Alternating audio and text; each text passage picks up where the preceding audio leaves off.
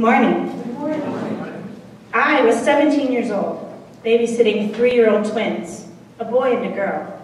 The boy was difficult to work with. He seemed oblivious to my attempts to calm him as he proceeded to trash the house and made such a racket. I finally caught him by the arm. "Stop it," I said. "We have to clean this up." He grinned up at me before darting off and continuing in his mess making. He ran around and around his sister, engaging her in the chaos, before darting off again. Finally, I caught him, and after having lost all patience, I slapped the child across the face. He immediately crumpled to the floor and began sobbing. I was horrified. In an instant, it became clear to me what the phrase cycle of violence really meant. I had been that child, hurt, molested, yelled at, and slapped down, left to cry alone. I knelt down and picked up the little boy. I rocked him, cried with him, told him that I was sorry.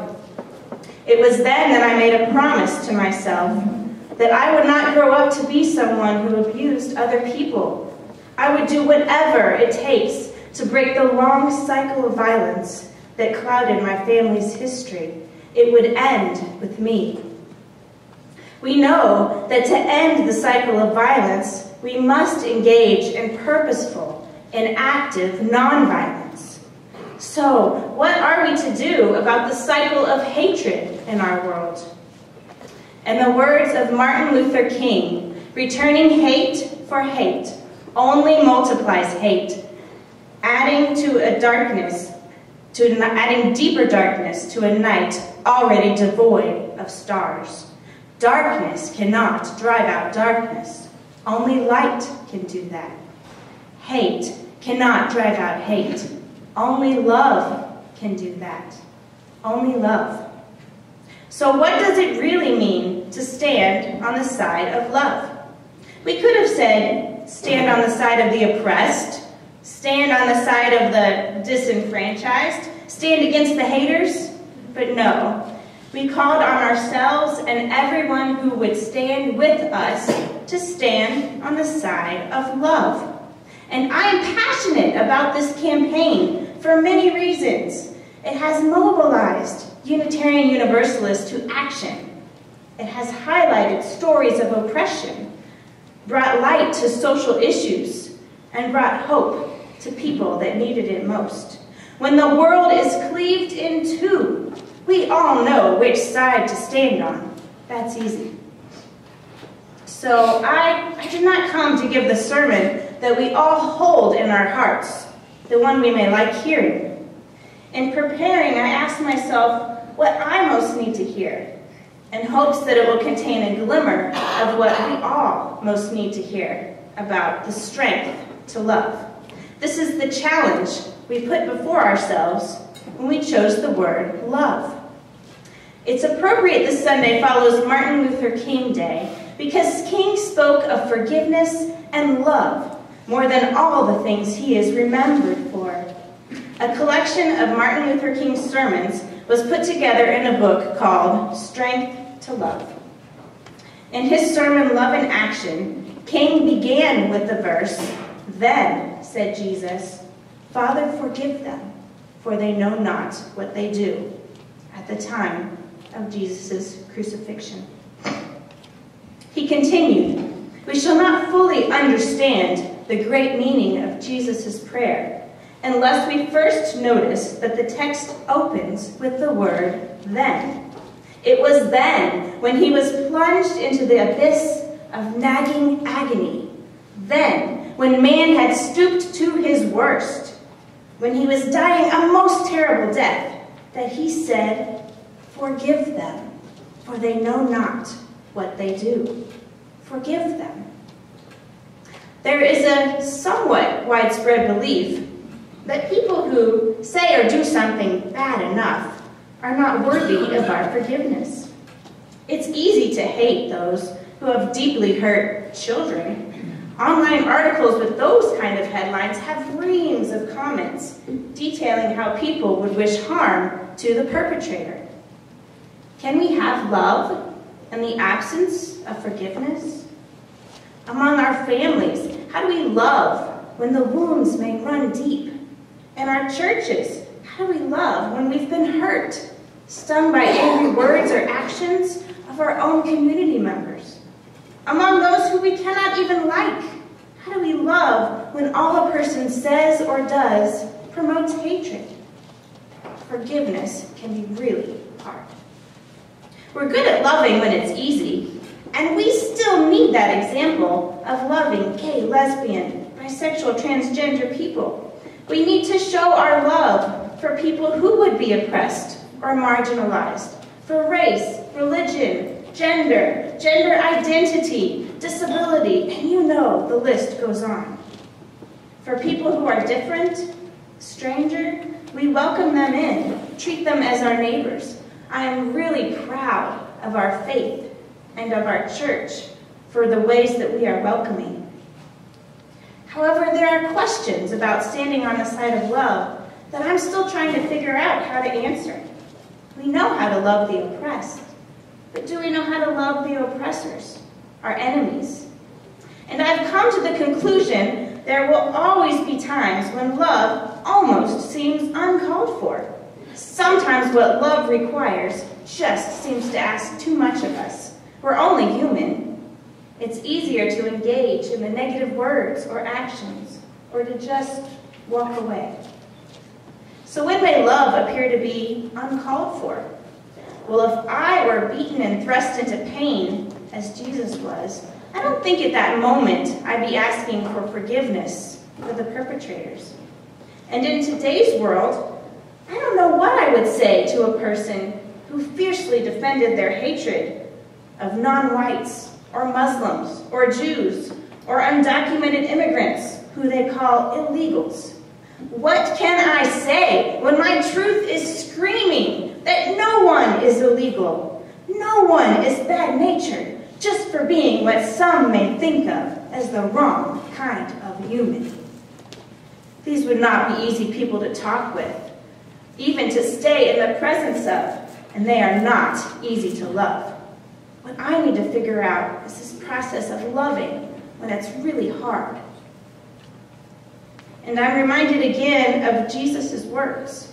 Forgive them, for they know not what they do. They know not.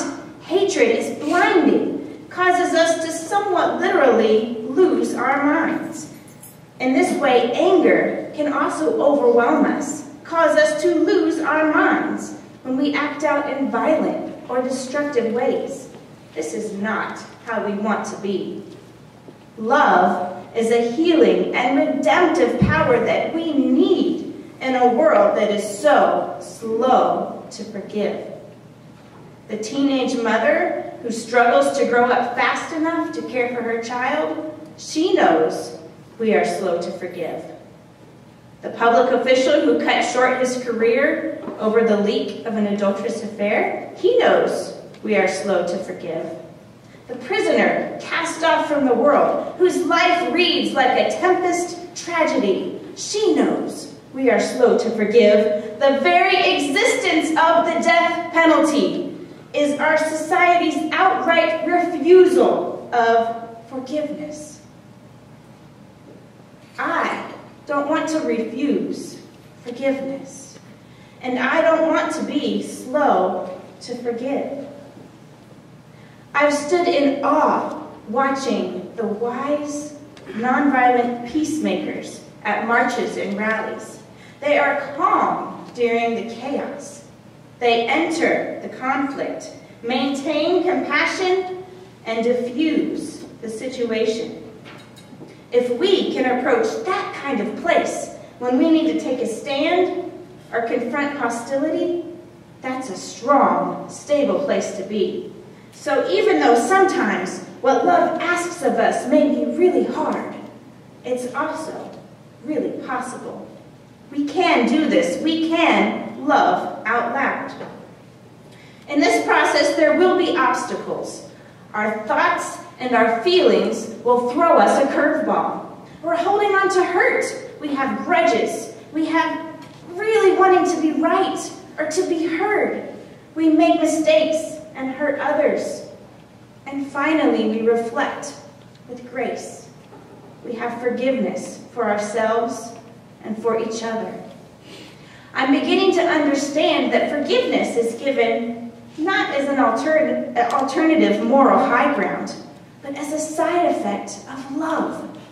Forgiveness comes as an outpouring of understanding when we process through the hurt and come to relate to those who caused the harm. We still may not like the person. We don't make excuses for them, but we can begin to relate. Dr. Martin Luther King said, "There will be no permanent solution to the race problem until oppressed men develop the capacity to love their enemies. The darkness of racial injustice will be dispelled only by the light of forgiving love." Do we really need to have affection for someone before offering the redemption of our love? No, I don't think so. Dr. King preached about the difference between like and love. He says, it is almost impossible to like some people. Like is a sentimental and affectionate word. How can we be affectionate towards a person whose avowed aim is to crush our very spirit? He continues, Jesus recognized that love is greater than like. When he asks us to love our enemies, he's speaking of agape, an understanding and creative, redemptive goodwill for all men and women, an overflowing love which seeks nothing in return. Agape is the love of God operating in the human heart. This definition holds a lot of meaning for me when I think about what love requires of us. Whatever your truth may be surrounding this concept of God or the soul of humanity, agape is that life force operating through us. At this level, we love people, not because we like them, not because their ways appeal to us. We love because that is the natural expression of our truth, our higher selves. We love because it's an expression of our sacredness, operating through human hearts and human hands. It is very possible, even when it's really hard, to love out loud. In the book of history, may it be written that when the world was cleaved in two, we stood on the side of love. Amen. Amen.